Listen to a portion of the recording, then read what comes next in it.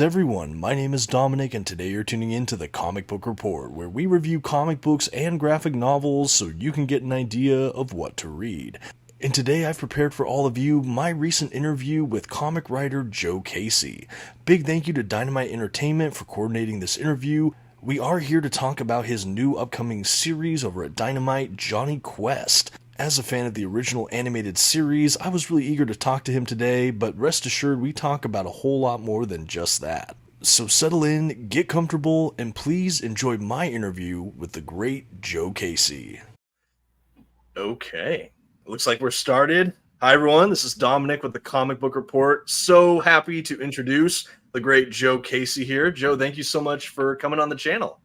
You're welcome. Thanks for having me, man. Awesome. And also a huge thank you to Dynamite Entertainment for setting up this interview. Really excited for an opportunity to speak to you today, sir. I know we've been emailing back and forth a little bit this week, but again, I appreciate your time so much. I think I just want to jump right in, if that's okay. Hopefully I don't bombard you too much. But I thought we would start. I thought we would start by what's bringing us together today, and that is your upcoming Johnny Quest run over at Dynamite.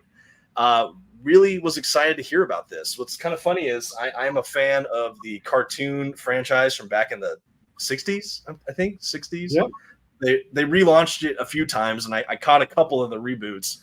But this is a franchise I already kind of enjoyed, just those old cartoons. And I heard they were making a new series only because I was at Free Comic Book Day and got your issue. So when I had an opportunity to talk to you, I kind of left it. I was pretty excited. So my question to you is, Johnny Quest, ? How did you get involved with that franchise? Well, I mean, the simple answer is they asked me to do it, and I said yes. Awesome. But it wasn't completely out of the blue. I've known Nick Barucci and the guys at Dynamite for more than 10 years now. And Nick I've known for about 20 years, probably a little, maybe even longer than that. Yeah. And I had dropped Nick an email congratulating him on getting all these licenses, which they announced in New York Comic Con last year. And a couple months later, an editor who I'd worked with previously at Marvel, who now works at Dynamite, named Matt Idelson, got in touch and said, "Hey, do you want to do Johnny Quest?" And I'd never had a notion of doing that kind of that IP ever, even though I was familiar with the cartoon. There was a comic book from the 80s, which I really loved. Yeah. But once he offered it, it took me about just a couple of minutes to get an idea for a story, an idea for how to do it, the approach, how I would attack it. Yeah. And I figured, well, if they let me do that, then I'd be interested. So I told them what I had in mind, what I wanted to do, and luckily they were up for it. Warner Brothers, who owns the license, was up for it, and we're good to go. Awesome. Yeah, what's funny is I love that. I love that your approach was, I wasn't really dreaming about working on this IP. You know, I was casually aware of it. I liked the comic series, but the opportunity came and I had a pitch for it. I love that. You know, I think what's funny is, you know, I grew up with that old cartoon. That was kind of my on-ramp into this franchise. But even reading your Free Comic Book Day issue, which I think is kind of a zero issue, the setup for it, and I don't want to go too into it because I don't want to even spoil the zero issue for anyone. But it looks like you have a little bit of a twist on the standard formula or maybe setting or environment. So I'm really interested to kind of see where you go. I'm really, really happy with the setup so far. Well, the interesting thing about that is the comic book in the 80s was set in the 80s. They basically just took the characters and the setup and just transplanted it to the 80s. Which was smart at the time and worked great. The writer is a legend, William Messner Loeb's fantastic writer, favorite of mine from way back. But as far as I knew, they'd never done a comic book version of Johnny Quest that was set in the 60s, when the original cartoon was created and set. And it seemed to me that would be that's the perfect milieu for those characters, because that's when they were created. That Art Deco space age vibe Yeah. that Johnny Quest had, it was important to the show. And so I wanted to lean into that. Now, of course, we're going to dance around it because, I don't want to spoil it either. Right. But let's just say it starts in 1964. Yeah. It might not necessarily stay there, but I felt like writing those characters in their original context was important. Yeah. Because that has a lot to do with who they are and their dynamic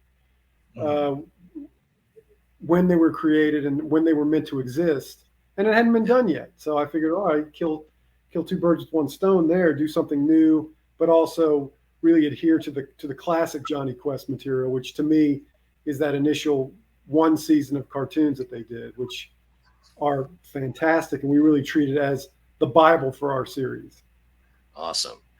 Yeah, it's really cool to even look at what you and the artist, I think Perez, if I remember correctly. I love the style. I think it's immediately evocative of that old cartoon. It captured, I think, just even visually some fidelity there that I love. But I'm looking forward to the rest of the series as it comes out. I'm really excited to see your take on it. I think that it sounds like you're walking that razor's edge between adding something new, like a new, fresh take on it, while trying to maintain loyal to like the DNA of what makes Johnny Quest, and I'm excited for that. I think the last like true take I've seen on Johnny Quest, and it's kind of illegitimate. I don't know if you saw the cartoon Venture Brothers. Sure, of course. That was such a, growing up with Johnny Quest and then seeing Venture Brothers, I was like, wow, that like took the gas right out of it, but in a really just wonderful way. And anyway, I was a fan of that show too, and I loved seeing kind of modern take on some of these characters, these tropes, these genres. And so, yeah, I'm really eager to see what you and everyone at Dynamite has for this series. Well, the thing about the Venture Brothers is it was so good on its own that if you know about the Johnny Quest roots of it, that's fine. But the show is so good on its own that you don't really even need to have that knowledge. I don't think a lot of people who watch that show have that knowledge. So it didn't really factor into what we're doing at all, even though Venture Brothers is a fantastic show. Absolutely. Well, cool. I'm sure you talked a lot about Johnny Quest recently because I know it's all forthcoming. It's like right at the door here. But if you don't mind, I'd love to pivot a little bit and just hear a little bit more about you and kind of how you got into comics in general, if that would be okay.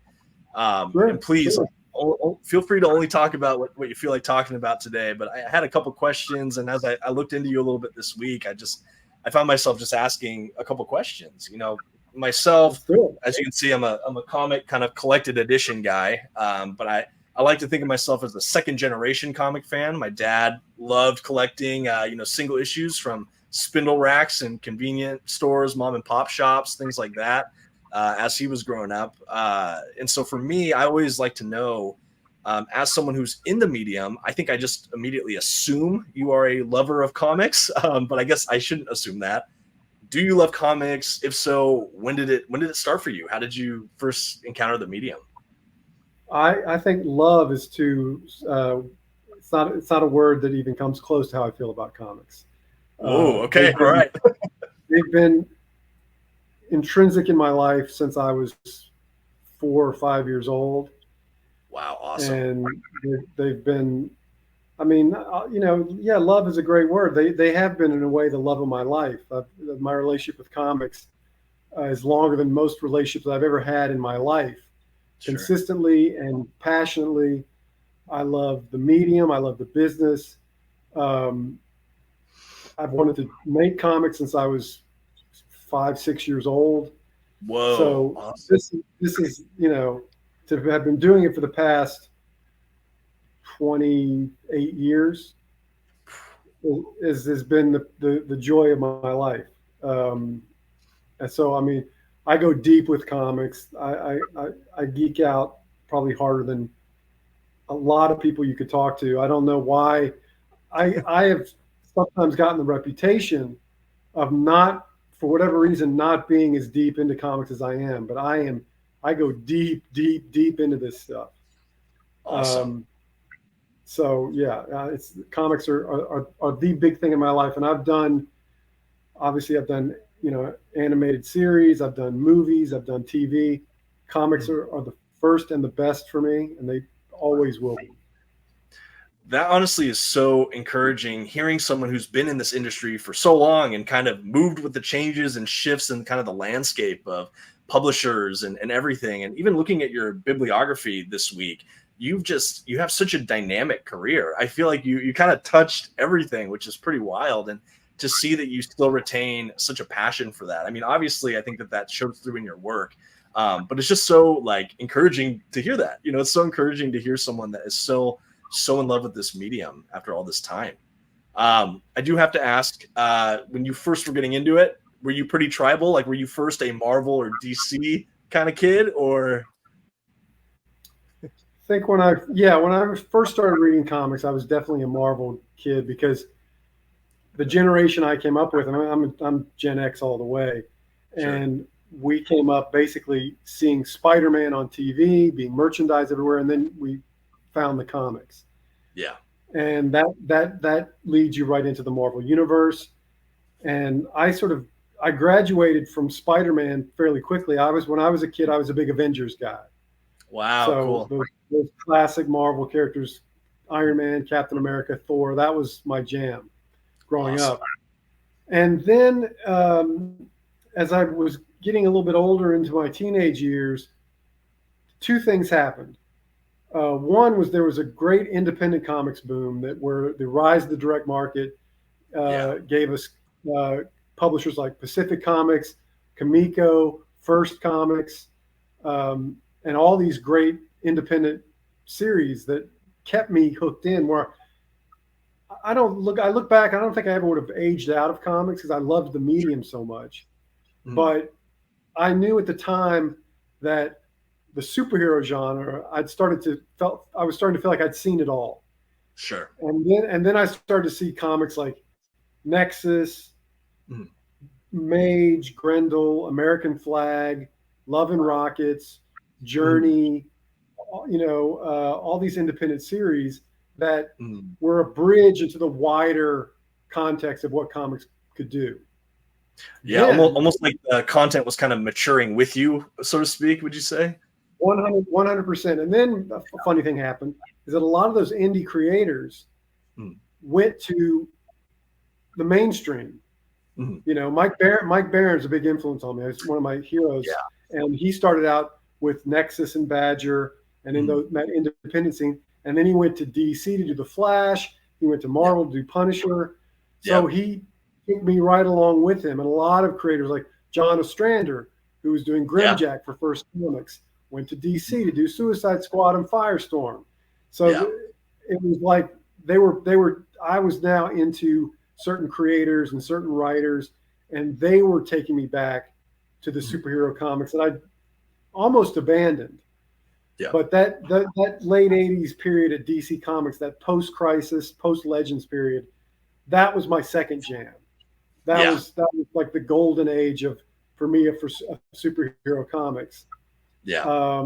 And Frank Miller on Dark Knight, Alan Moore doing Swamp Thing, and then Watchmen. That sealed the deal for me of knowing this is what I wanted to do with my life, and that I could grow up with this medium and it could grow up with me. So I felt like I was a reader and growing up in the absolutely perfect time in comics. Yeah.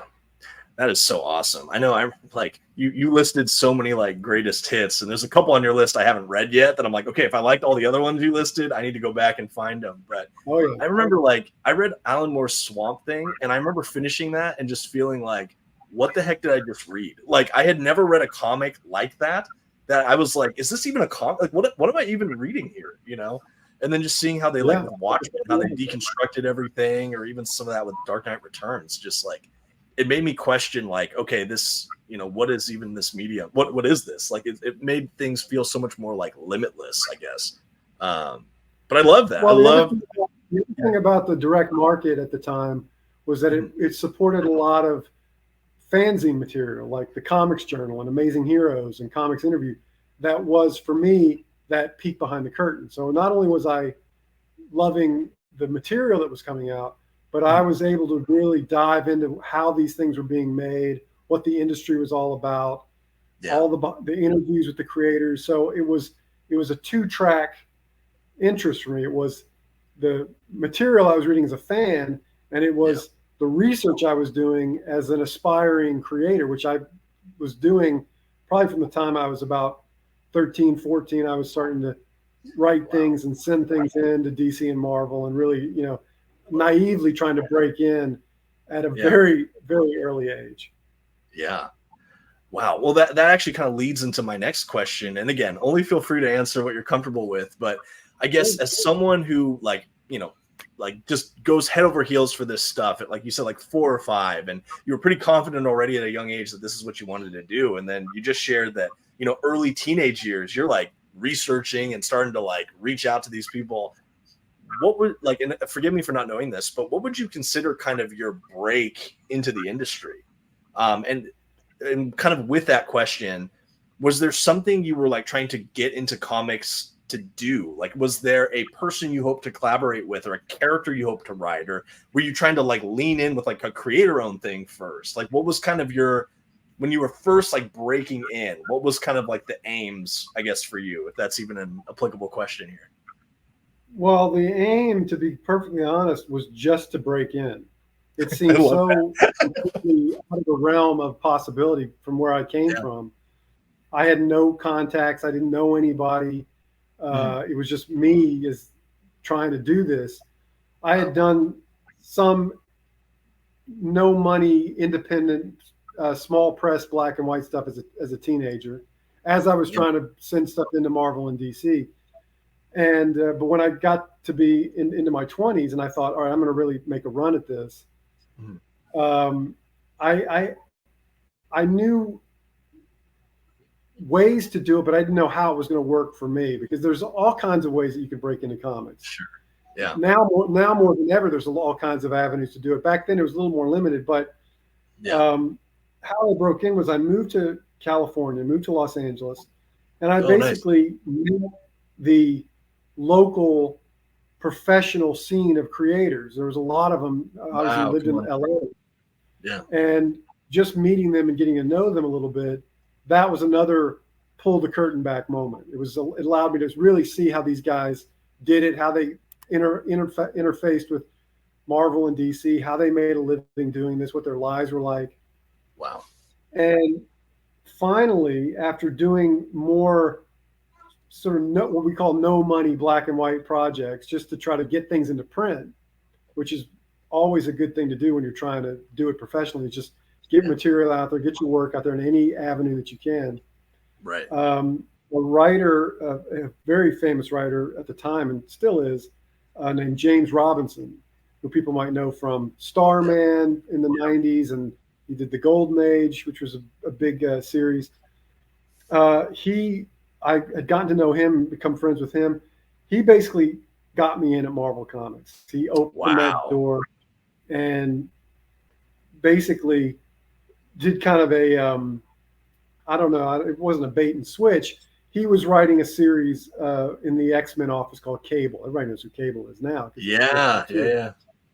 But he had done about a year's worth of work on that, and he was thinking about transitioning out. And he basically introduced me to the editor there, and basically got me in on that title. Wow. And I took over for him on that book, and that's all I needed. I just needed that one shot, that one chance to get my foot in the door. And I slammed my body in the rest of the way and never looked back. It was like the floodgates open. I love it. So to answer your other question, I didn't have any ambition other than that step. How do I get in? Once I got in, staying in was a whole nother, mountain to climb. Right. Because I never in a million years, I was so determined and so committed to just the struggle to break in that I never, ever considered what it would be like to be in the industry. Sure. So once I was in, it was like a whole new thing going on. I was like, oh, now I've got the gig. What am I going to do with it? Where am I going to take it? How am I going to curate my own career? And that's been a very learn as I go process. Yeah. Occasionally I've gone after gigs that I wanted to do since I was a kid, but a lot of it is just things I fall into, opportunities that just crop up, and I'll just go for it, you know. Sure. This might sound like a strange question off of that, but that actually makes me think, because a couple times in this interview already, I've heard you kind of mentioned like, you know, like the opportunity kind of presented itself. Like even with Johnny Quest, like this might not have been a 100% aspirational thing. Like you might have liked the franchise, but you weren't like aiming. But then it sounds like you've already had the opportunity to work on a couple like maybe dream scenarios, right? Sure. What do you think are some of the like surprises for each, right? Like in the instances where you worked on like maybe things you always wanted to work on as a kid, was there something when you were working on that specific book or character, whatever it may be, that surprised you? And then similarly, like when you did something that you maybe didn't have any specific goal arranged for, but you all of a sudden had this opportunity, was there something there that really popped out at you? Like, oh, wow, this is maybe different than I maybe expected from the outset. Does that make sense? Yeah, I think, I mean, when the dream jobs, when they've happened, and I get it now. Early on, I had to learn this, but a dream job is still a job. You still have to do the job. It's still work. It still takes all the effort that you would put into any other part of the situation. Just because it's something you always want to do doesn't make it any less easy to do. Yeah. So that I learned that lesson fairly early. But I also learned that when opportunities come up and you're ready for them, that's the big key. You have to be ready for those opportunities when they happen. That they can be very fulfilling. I was never, growing up, hardly ever read Superman as a fan. Oh, really? When John Byrne took it over in the 80s, I kind of went with John Byrne. I was a John Byrne fan, so I checked it out. But I was never like, oh, Superman. I mean, I loved Chris Reeve in the movies. I loved the character, but it was not a, there you go, yeah. But it was not a monthly comic on my list. Sure. Really ever consistently. So when I got the chance to write Superman on a monthly basis, I was not, it wasn't a feeling of like, finally, I've been dreaming of this. I mean, I understood the gravity of the opportunity because it's Superman. You know, it's a big. Yeah, it's the guy. Right. But it wasn't about satisfying the 6-year-old in me that always wanted to write Superman. So I had I came at it as professionally as I could, but doing the gig, writing that series, which I did for a little over 3 years, I really felt like I found a voice for that character. I found my groove with that character, which I never expected to do. But I really got attached to that character and his world. So by the time I got to my last year writing that book, I felt like I was doing some of the best work of my career as a superhero writer. So that I never would have expected. So you got to, both sides kind of have had their surprises for me. I love that. Very cool. If I can ask before we leapfrog to the next question, maybe can I get an example of like one of those characters you maybe wanted to work on as a kid that you finally had an opportunity to do? Well, I did a couple of series in the aughts for Marvel that were Avengers related. They were historical stories that took place in the past continuity. So it was really the best of both worlds. I was able to write the Avengers and write them in the form that I read them as a kid. It wasn't like taking over the book in the modern era and having to adapt, you know, when they had Spider-Man in the team and Wolverine was on the team. I was like, that's not my Avengers. My Avengers is, you know, Hawkeye and Quicksilver and the Scarlet Witch and the Vision and Black Panther, all the classic characters. So when I got to do those historical stories, I got to write those characters, and that was a blast. You know, that was as good as it got. Now, like I said, those series were hard work because there was a lot of research involved. There was a lot of, I was trying to fit in the continuity as it existed, the stories I wanted to tell. So it took some doing, but those were, the 6-year-old in me was doing somersaults on those gigs. Wow. I'm gonna have to seek out your Avengers stuff. Honestly, I haven't gotten to that yet in your library there, so I'll have to look into that. I just started reading Avengers from the beginning, and I'm now right about the Kree Skrull War. Oh wow! Super enjoying even just the classic era Avengers that I never really had an opportunity to read. But yeah, I'll definitely have to look into that. That's awesome. I really love that. I'm sort of envious of you reading that stuff for the first time. I think the first 200 issues of the Avengers are some of the best, consistently greatest superhero comics that Marvel ever did, that weren't of the classic Stan, Jack, Steve era. You know, the Roy Thomas, John Buscema stuff, which you've just gotten through, and now you're in the Neil Adams little brief period, and you still got the Steve Englehart era, the Jim Shooter era, the David Michelinie era. You got a lot of good stuff coming your way. I'm very honestly envious. I'm already a fan of Steve Englehart from a couple other things I've read. So I'm like, when I saw like whose name was next up, I'm like very eager. But honestly, this stretch of, I don't know, 70 issues or so from Roy Thomas have been awesome. I'm like shocked, kind of what you're saying. Like, I'm shocked it's not brought up more even to today. You know, that post Stan Lee era, like compared to some of its contemporaries of the time, I do feel like it's almost like head and shoulder above some of those other titles. I really think that Roy Thomas is really, more than anybody, and this is, I don't know if this is a hot take, but this is how I feel. Roy Thomas is really the architect of Marvel Comics continuity. Wow, Stan Lee and Jack Kirby connected titles and did crossovers, but Roy Thomas really invested in the idea of a cohesive Marvel universe that stretched back to the Golden Age and stretched into outer space. I mean, he really, and that run of Avengers was really the peak of that Marvel continuity investment. So, you know, I'd give it up to Roy Thomas every day for that. He did an amazing thing. Yeah, you know, I'm not sure if that's a hot take because I'd never heard it framed like that, but immediately when you say that, I'm like, I totally see what you say. I think I agree with that because one of the things that struck me with Avengers is what you were saying of he really seemed to draw in pieces even from like the Golden Age and the omnibus editions, those oversized hardcovers. They have some essays by Roy Thomas. I think the Marvel Masterworks editions have them too, but he talks about that, like trying to roll in some of his favorite characters or some legacy storylines or, you know, heroes or villains that he could kind of make contemporary again at the time he was writing, and you really feel immersed. You know what I mean? You get this cool patchwork, like you say, he's an architect, he's a universe builder, and very cool. I think Stan knew the value of continuity, characters crossing over, and how you could cross collateralized sales basically, but Roy Thomas was a fan of continuity, so he really enjoyed the connections beyond the sales potential of guest starring certain characters in certain stories and everything. He saw it as the modern mythology that we all invest in now, you know? Yeah. Very cool. I think that's really well said. And honestly, it makes me want to like jump back into Avengers, like right when we're done here.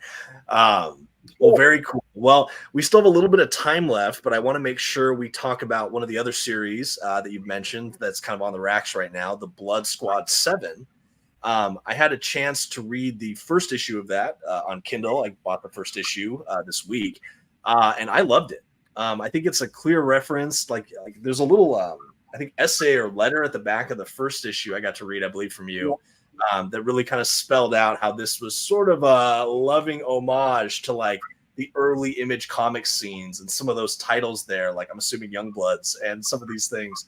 But even just reading it first completely like on its own before getting to your essay at the back, I was really struck by it. I really love the take that you seem to be taking, even that first issue of sort of what does it look like with a team of kind of mercenary superhero kind of people in the real world, and what does that look like in today's context? What does that look like in the era of, I don't know, the internet, news, social media? Like what does it look like to have these people just smack in the middle of today's, like, you know, geopolitical landscape, context, what have you?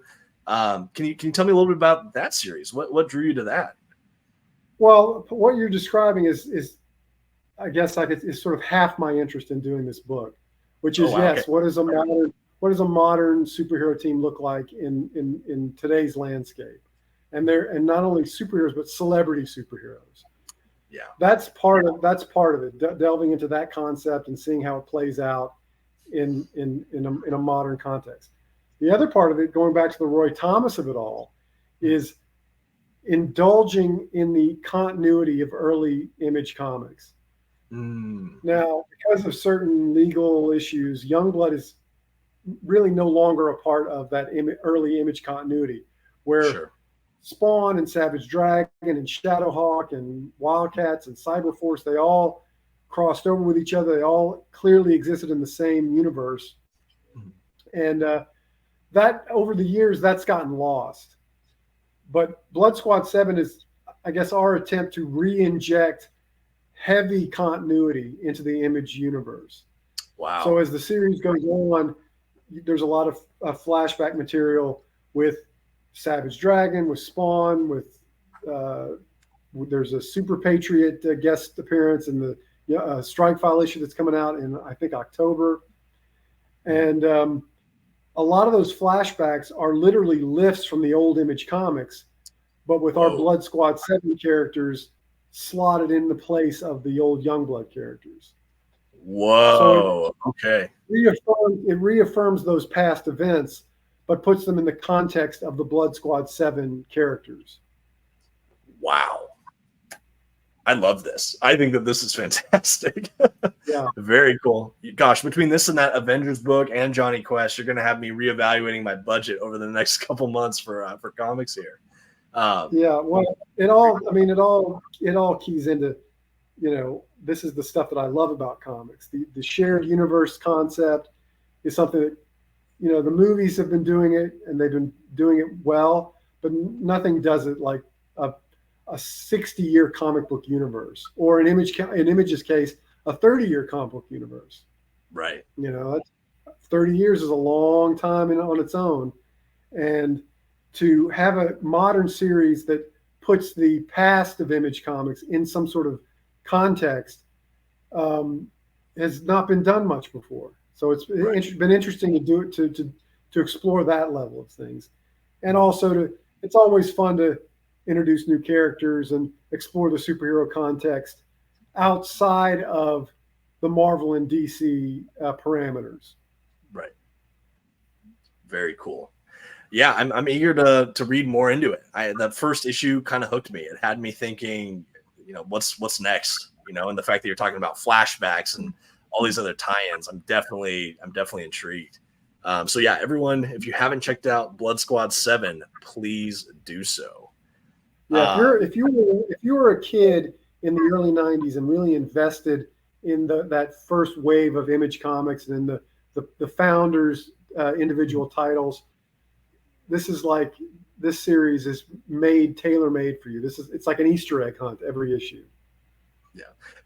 Yeah, what's funny, and I don't know if it's because you guys are trying to, connect back with like that Image boom of like the early 90s era, but this is such an interesting series so far for me, like reading it, where I'm not going to call it a throwback. I'm not going to call it like an homage to the 90s because it feels very modern, and yet there's like the best of 90s comics isms. I think that you guys are kind of like shining a light toward, and I'm sure it's all intentional, but it really is, even just me as a reader, like it really is a fascinating series. And I just want to echo what Joe's saying to anyone watching right now. If you are a fan of 90s comics or that Image boom, please check out Blood Squad 7.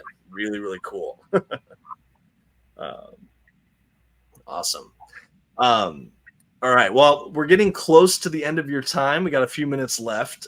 This might be a bit of a curveball question, but if you'll permit me, when I was looking through some of your creative credits there, and I know you've kind of hinted at it earlier of maybe doing things in other mediums, I saw that you are listed as one of the co-creators of Ben 10. That's right. Now this is a series that my age demographic maybe just missed it. But I have a younger brother that I think was prime time smack in to like that he was like the demographic it was made for. And me being a big brother and us sharing a TV in some cases, You know, I watched a lot of that early Ben 10 stuff with my brother. You know, and even me being a little bit older at the time, you know, by a good couple years, I still found myself enjoying it. I felt myself so caught up in that world. And I know just from like, you know, keeping up with it a little bit, but just seeing like that is a franchise too, that forgive me if I have this wrong, but like, I think that got like sequel series or spin-offs or even live action adaptations at one point. Oh yeah. All that to say, this is a massive franchise. What was that like? What was your role in that? If you don't mind me delving into that a little bit on this comics based podcast. Well, I'm part of a company called Man of Action Entertainment, which is 4 guys, myself, Steven Siegel, Joe Kelly, and Duncan Rouleau. We all came out of comic books. Mm. So at some point, that was about 20 years ago, we were at Cartoon Network, and they wanted a original superhero series. They've been doing a lot of licensed stuff with DC at the time, and they wanted something new and fresh. So they came to us, being comic book guys. We had that grounding. That was part of our DNA. So we came up with Ben 10, and sold it to them, and been connected, obviously, creatively to the show in different capacities over the years, in the different iterations.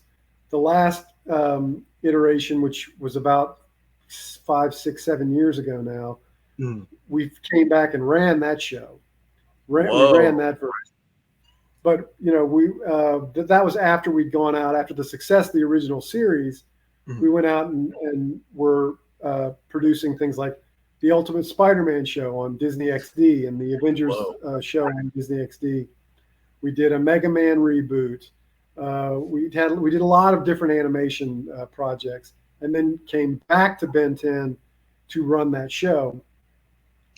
So it's been a wild ride, mainly because animation for me personally was never something I thought I would be doing as a job. Right. You know, I grew up watching cartoons, obviously, but I never thought I would do it for a living. So it's something that we all just fell into. And the fact that Ben 10 was a success pretty much right out of the gate opened that whole world up to us. Wow. So that's that's now a big part of our life, is working in animation. So currently we have the Sonic Prime series on Netflix, the Hello Neighbor series on YouTube, and so animation is just part of our normal everyday work life, and it all stems from Ben 10. How cool. Very cool to have a couple different hats, couple different buckets going on in just the kind of media sector here. Well, thank you for sharing a little bit about that. I saw that in your like kind of credits, and that it just totally broke my whole chain of like my line of thinking was comics. And I saw that, and it was like everything just went to a screeching halt. I'm like, well, I have to bring that up in the interview at some point. So thank you for sharing a little bit about your experience there. Before we wrap up, it looks like we're rounding down here. I have one last question for you. I am curious, especially now that I've talked to you for a little bit here, being such a lover of comics, if I may ask, what is Joe Casey reading? What are some things you either are currently reading or maybe have read recently in the comic book world that you would maybe recommend to anyone watching? Let's see. What am I reading right now? I'm reading from Fantagraphics, Hate Revisited, which is Peter Bagge's comic. It was big in the early 90s that he just, for whatever reason, brought back for a run. I was a huge Hate fan back in the day, and the new series has 2 issues out so far, and it's fantastic. I'm a huge Peter Bagge fan. In terms of like Marvel, DC stuff, I've gotten a kick out of, and it's about to come to an end because he's gone on to start his own company. But Jeff Johns' run on Justice Society of America, that's been coming out the past year or so. As far as superhero comics go, that's one that I've been picking up and enjoying. I just get a kick out of. Jeff and I've known each other for, and again, over 20 years now. Wow. And so to see my friends doing the kind of superhero comics that I would have loved as a kid. I'll always check them out. I always get a kick out of that. So yeah, Awesome. those are the two that I would say I'm into at the moment. I don't read as much as I probably should, but I know those two series are the ones I definitely look forward to when they come out. Awesome. Well, hey, we appreciate your recommendations and we appreciate your time. As we're rounding out here, let's go over it. Don't miss out on Johnny Quest from Dynamite Entertainment. Again, really cool spin that stays loyal to the original while just going in a decidedly new direction. Don't miss out on that from Dynamite. And if you're interested in that Image 90s comic era, don't miss out on Blood Squad 7. Joe, thank you so much for your time. Is there any other things you want to plug? Social media? Are you into any of that kind of stuff, or just the books for right now? Again, I'm a true Gen Xer. I'm not that big into social media.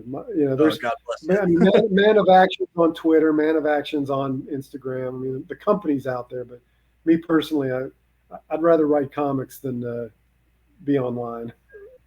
Awesome. Well, we definitely want you writing some more comics. Really, again, Joe, thank you so much for your time. Thanks, everyone, watching. And this has been the Comic Book Report. I hope you enjoyed the interview. Please don't forget to leave a like, comment, maybe share the video with a friend. Again, a big thank you to Joe Casey and all the people at Dynamite Entertainment. Bye.